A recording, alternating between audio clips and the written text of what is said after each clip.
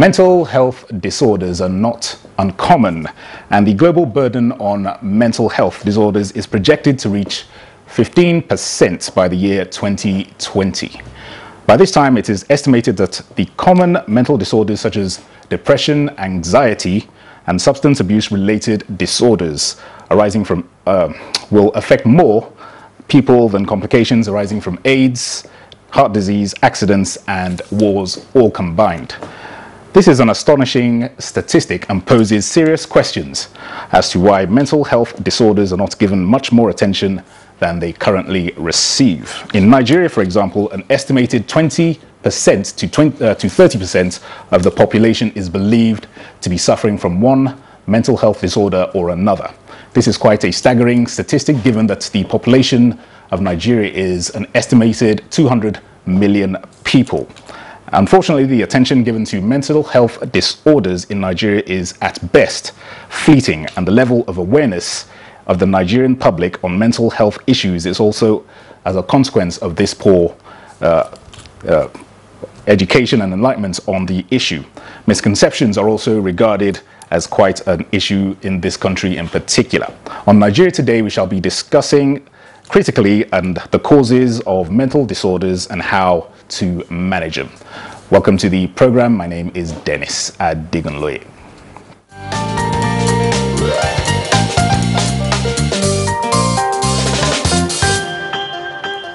The program is Nigeria Today, and with me to take a critical look on the issues of mental health disorders is Dr. Moses Tingi, who is a clinical psychologist from Synapse Center for Psychological Medicine in Abuja. You're welcome to the program, sir. Thank you very much, sir. All right. So this issue has come to the fore in recent days in the country. Before we go into the nitty-gritty of the matter, just in layman's terms, let's just tell us what exactly is a mental health disorder.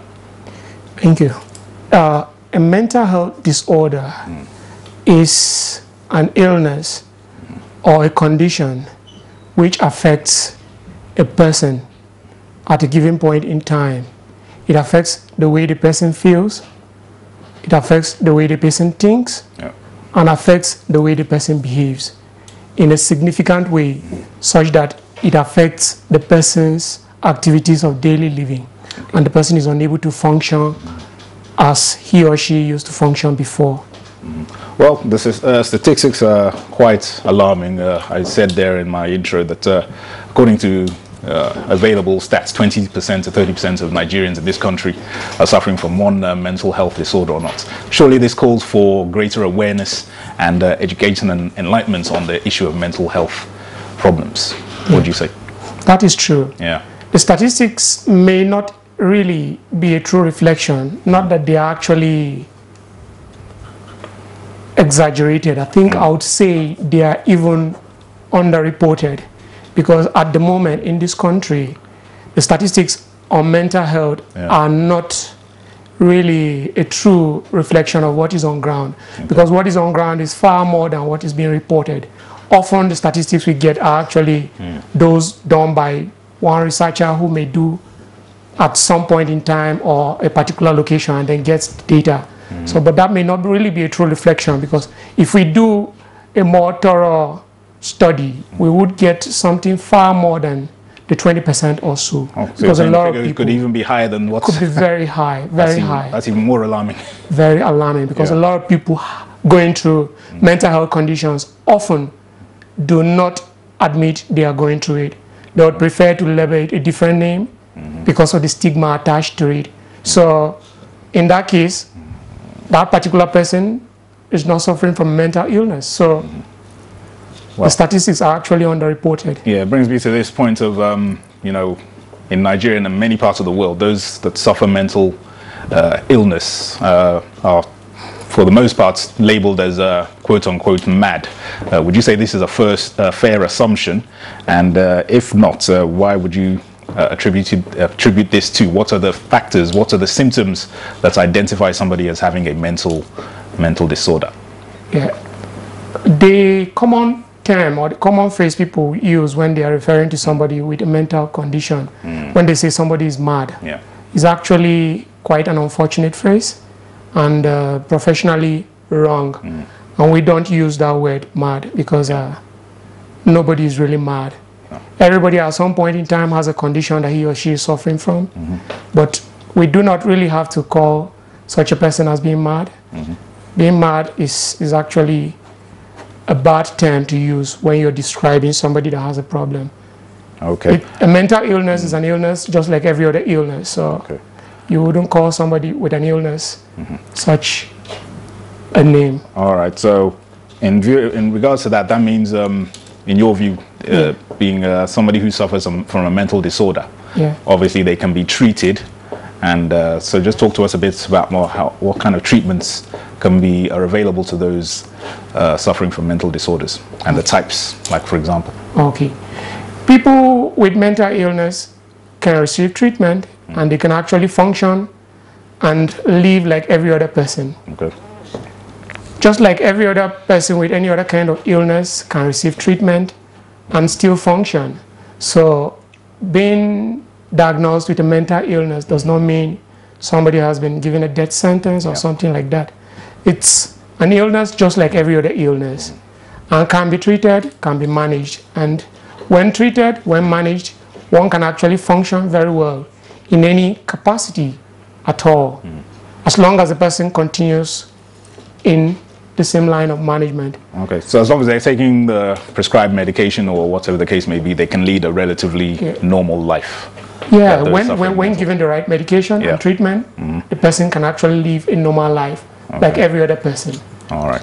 So why is it, do you think, that there's not been much awareness with regards to the treatment of mental disorders? Why is that, especially in this country? In view of course, of recent cases we've seen of suicides in Lagos and other parts of the country, why is there not much awareness and education, especially to the masses, on this issue? There is some level of awareness, but it appears that the society seems to have come up with some set kind of belief about mental illness.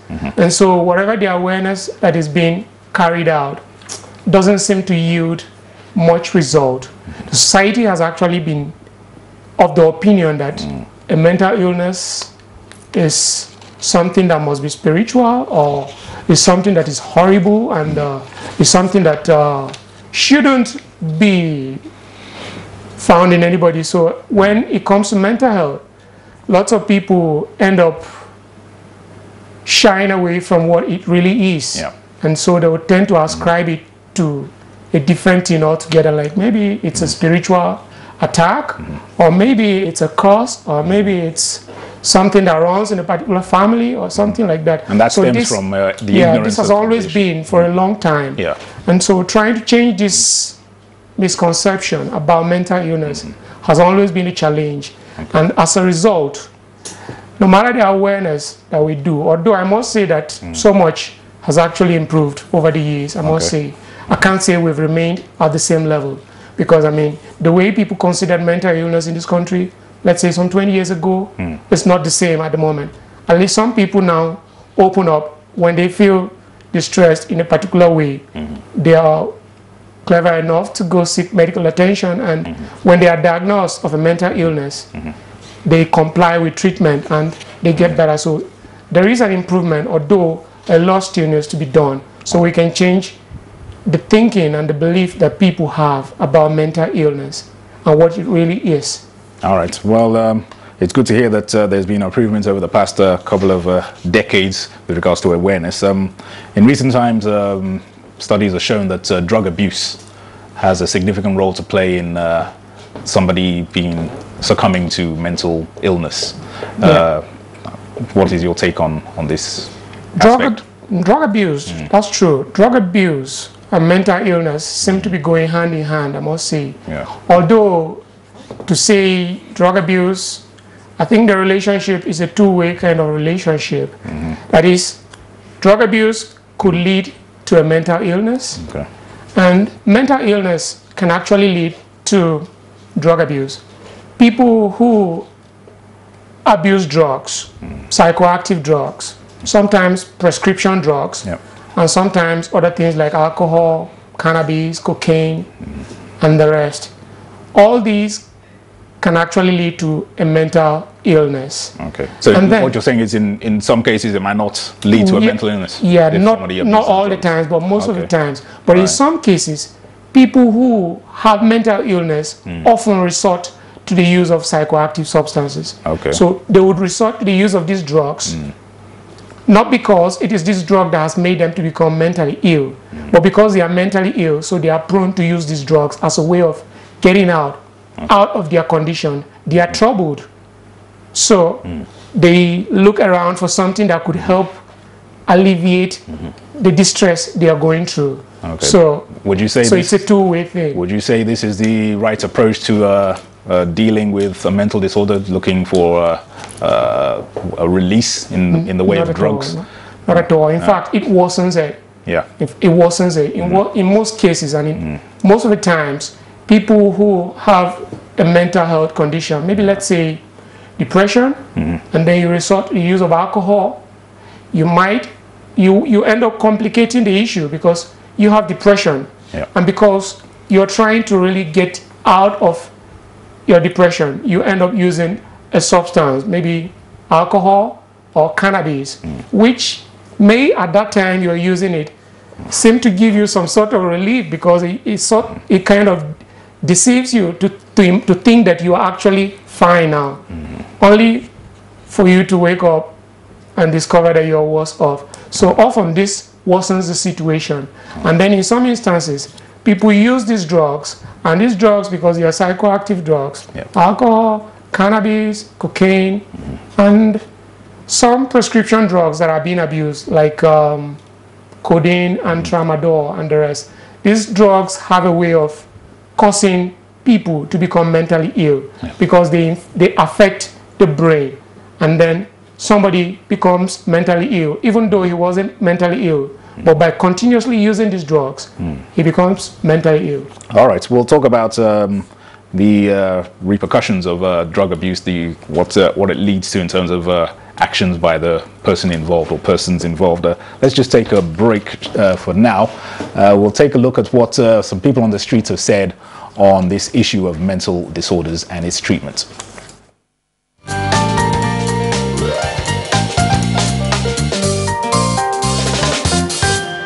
Mental health actually means the psychological state of the mental, physical, brain, and psychological feeling of the human being. That means it covers both the social aspect of life, the economical aspect of life. How does somebody,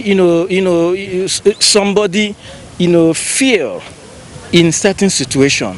The issue of mental health, it has to do with when a being in the society, that is a human being, is not reasoning fine. It's not reasoning fine due to some lapses. And those lapses has to do with narcotic, has to do with tobacco intake, has to do with an accumulation of alcoholic content without any discipline.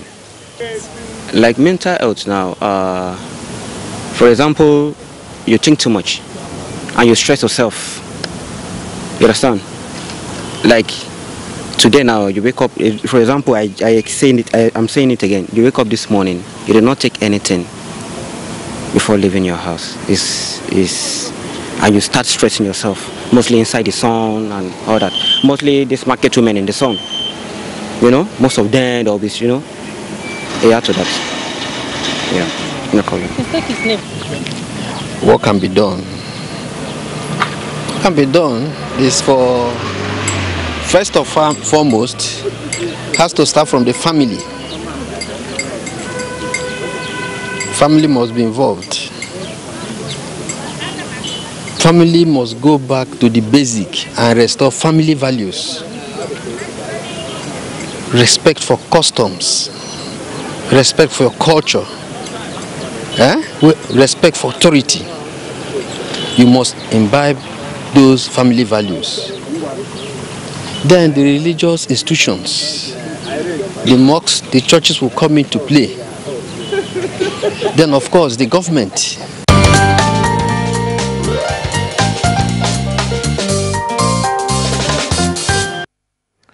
The program is still Nigeria Today. We're tackling the issue of drugs and mental health. And I have with me Moses Tingier, still in the studio, who is a clinical psychologist. You heard some of the views of some members of the public there.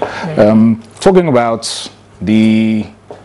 what leads to mental health issues in terms of drug abuse and all that. What are the symptoms that you identify in somebody who maybe for a prolonged period of time has engaged in drug, alcohol, or any kind of substance abuse? What are the symptoms that they display to make them identified as somebody who's suffering mental health challenges? People using psychoactive substances, and at some point when it gets to affect their mental health, you can easily identify them by a couple of symptoms. Perhaps their physical appearance. Okay. They are usually unkempt. Unkempt, yes. Yeah, they don't normally take care of themselves well again. And then they usually have financial issues. They're always running short of money because they have to use this money to procure the substances they are using. So they're often short of money.